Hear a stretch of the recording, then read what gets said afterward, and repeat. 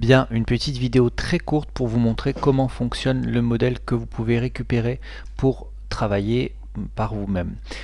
L'exercice là demandé, c'est un cycle de marche en place, c'est-à-dire il n'est pas développé, il avance pas ni vers l'avant ni vers l'arrière, etc. Enfin, c'est sur place, hein, c'est en quelque sorte si on met les personnages.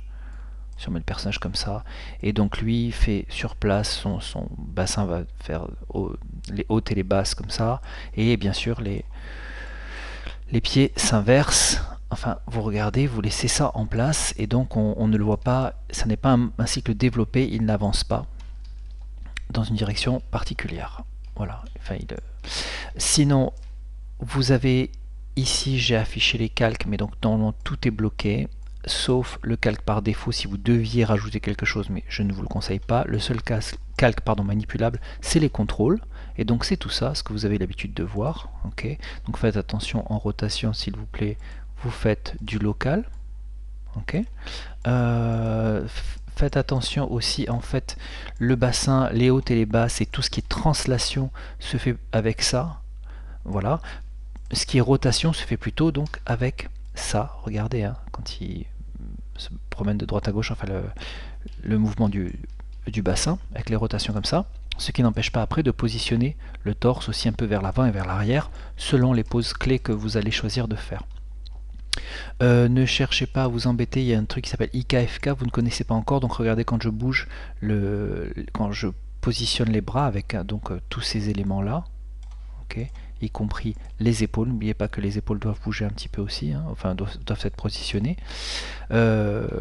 Faites attention de ne pas utiliser, de ne pas vous embêter avec cette espèce de contrôleur ici qui s'appelle FKIK. Hein, voilà, je ne peux pas vous expliquer encore, on fera ça en cours.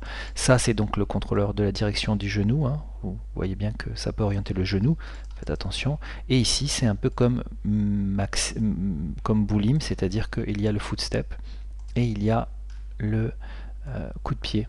Ok, donc pour que vous puissiez positionner correctement les choses. Tout normalement est bloqué, et ici vous avez vu que vous avez Maxi Control. En fait, c'est Maxi 3D1 Control. Hein, c'est votre qu'on peut récupérer ici. C'est donc tous les contrôles. Il faut faire K sur tous les contrôles, mais comme la sélection nommée est positionnée comme ça est choisie ici, quand on fait K, de toute façon, il y a un contrôle, une clé se met sur tous les contrôles du personnage. Okay. Ensuite, moi je me suis mis en step.